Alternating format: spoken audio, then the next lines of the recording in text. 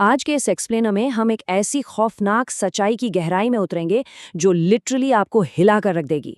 जरा सोचिए, एक इतना भयंकर डबल मर्डर जहां कातिल अपना गुनाह खुद कबूल कर चुके हैं और फिर भी आज वो आजाद घूम रहे हैं। ये सिर्फ कोई ऑर्डिनरी मर्डर मिस्ट्री नहीं है, ये कहानी है हमारे सिस्टम की एक ऐसी गहरी नाकामी की जिसने जस्टिस को ही कटघरे में खड़ा कर दिया है। तो चलिए शुरू करते हैं।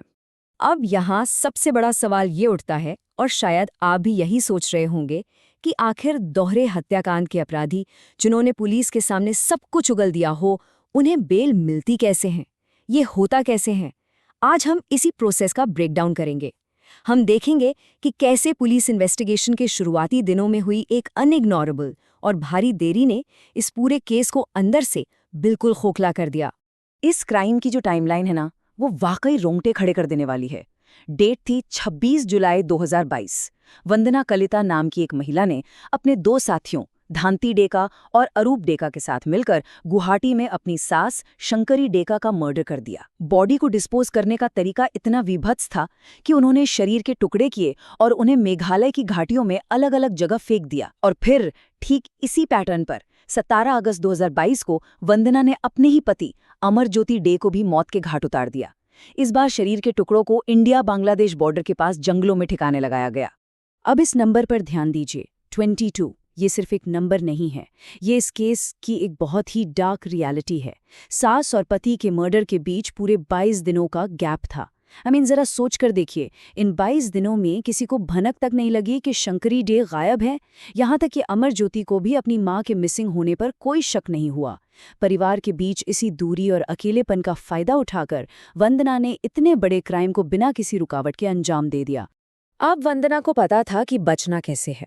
उसने दुनिया और पुलिस की आंखों में धूल झोंकने के लिए एक प्रॉपर स्क्रिप्ट तैयार की। 29 अगस्त को वो खुद नून माटी पुलिस स्टेशन जाती है और एक मिसिंग रिपोर्ट दर्ज कराती है। वो पुलिस पर प्रेशर बनाती है ताकि सब उसे एक परेशान पत्नी और बहू समझें। एक परफेक्ट फैकेड, राइट? लेकिन रियलिटी बिल्कुल ऑपोजिट थी। पड़ोसियों ने उसे अपनी छत पर गद्दे और कपड़े जलाते हुए देखा था। एक तरफ वो परेशान होने का नाटक कर रही थी और दूसरी तरफ वो एक्टिवली सबूत मिटा रही थी। यहाँ तक कि कत्ल वाले घर में उसने बेखौफ होकर सत्यनारायण की पूजा तक करवा डाली। और ठीक यहीं से ना हमारा सिस्टम बुरी तरह से फेल होना शुरू होता है। नून माटी पुलिस स्टेशन की शुरुआती इनएक्शन वो लिटरली शॉकिंग थी। 29 अगस्त को वंदना की पहली रिपोर्ट आती है, पर पुलिस सिर्फ ऊपरी जांच करती है। लगभग 3 महीने बाद 21 नवंबर को शंकरी डे के भतीजे निर्मल्य डे शक के आधार पर एक और मिसिंग रिपोर्ट दर्ज कराते हैं। पुलिस के सामने बार बार रेड फ्लैग्स आ रहे थे, लेकिन फिर भी कोई ठोस कदम नहीं उठाया गया। आखिरकार जाकर 14 फरवरी 2023 को जब पुलिस कमिश्नर ऑफिस में कंप्लेंट होती है, तब एक स्पेशल टीम फॉर्म की जाती है। पूरे 5 महीने पहली शिकायत दर्ज होने से लेकर एक स्पेशल इन्वेस्टिगेशन टीम बनने तक 5 महीने का प्रेशियस टाइम कंप्लीटली वेस्ट हो गया। और ये कोई छोटी मोटी चूक नहीं थी दोस्तों।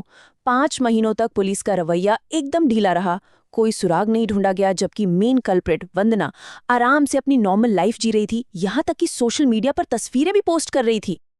तो अब सवाल ये है कि पुलिस से इतनी मैसिव ब्लंडर हुई कहाँ? सास के गायब होने के तुरंत बाद से ही वंदना उनके 5 फ्लैट्स का रेंट खुद कलेक्ट कर रही थी और नए किराएदार भी रख रही थी। ये एक बहुत बड़ा ग्लेयरिंग फाइनेंशियल मोटिव था, पैसों का लालच साफ दिख रहा था। लेकिन पुलिस ने अपहरण और लालच वाले इस एंगल को टोटली डिसमिस कर दिया। उनका लॉजिक क्या था कि भाई किसी ने रैंसम यानी फिरौती तो मांगी ही नहीं। उन्होंने इतने क्लियर फाइनेंशियल पहलू को पूरी तरह से इग्नोर कर दिया। अब देखिए, जब पुलिस जेन्युइनली सही दिशा में काम करती है तो रिजल्ट्स कितनी जल्दी आते हैं। 14 फरवरी को स्पेशल टीम बनती है। उन्होंने सबसे बेसिक चीज की, बैंक रिकॉर्ड्स चेक किए, और गेस व्हाट, तुरंत पता चल गया कि वंदना ने अपनी सास के एटीएम कार्ड का इस्तेमाल करके 5 लाख रुपए निकाले थे। बस इसी एक सॉलिड प्रूफ के आधार पर 17 फरवरी को उससे कड़ाई से पूछताछ होती है। उसके बयानों में झोल दिखने लगता है और सिर्फ 2 दिन बाद 19 फरवरी को वंदना टूट जाती है। उसने अपना पूरा जुर्म पुलिस के सामने कबूल कर लिया। जो काम 5 महीने में नहीं हो पाया था, वो बेसिक जांच से कुछ ही दिनों में क्लियर हो गया। लेकिन इस 5 महीने के डिले की ना एक बहुत भारी कीमत चुकानी पड़ी। जंगलों में फेंके गए शरीर के टुकड़े इतने महीनों में बुरी तरह डिकम्पोज हो चुके थे। उनकी कंडीशन इतनी खराब थी कि प्रॉपर फोरेंसिक आइडेंटिफिकेशन लगभग नामुमकिन हो गया था। सिर्फ कपड़े के एक छोटे से टुकड़े से शुरुआती पहचान हो पाई। इसी देरी और खस्ताहाल सबूतों के चलते फोरेंसिक रिपोर्ट टाइम लिमिट के अंदर कोर्ट में सबमिट ही नहीं की जा सकी। और इसका डायरेक्ट फायदा किसको मिला? अपराधियों को। उन्हें ऑफिशियली बेल अप्लाई करने का लीगल लूपहोल मिल गया। और इस पूरी भयानक लापरवाही का रिजल्ट फाइनली अन्याय के रूप में सामने आया। 12 मई 2023 को इन्वेस्टिगेशन पूरी होने से पहले ही जल्दबाजी में 1600 पन्नों की चार्जशीट कोर्ट में सबमिट कर दी गई। क्योंकि फोरेंसिक रिपोर्ट टाइम पर नहीं थी, इसलिए 11 अक्टूबर 2023 को अरूप डेका को बेल मिल गई। और फिर ठीक इसी आधार पर 10 नवंबर को मेन अक्यूज्ड वंदना और उसके साथी धांती डेका को भी जमानत पर रिहा कर दिया गया। इतना वीभत्स क्राइम करने वाले लोग आज कोर्ट की तारीखों पर आते हैं, बेशर्मी से मुस्कुराते हैं और आजाद घूम रहे हैं। तो इस एक्सप्लेनेयर के एंड में ये एक ऐसा सवाल छोड़ जाता है जो हम सबको सोचने पर मजबूर कर देगा।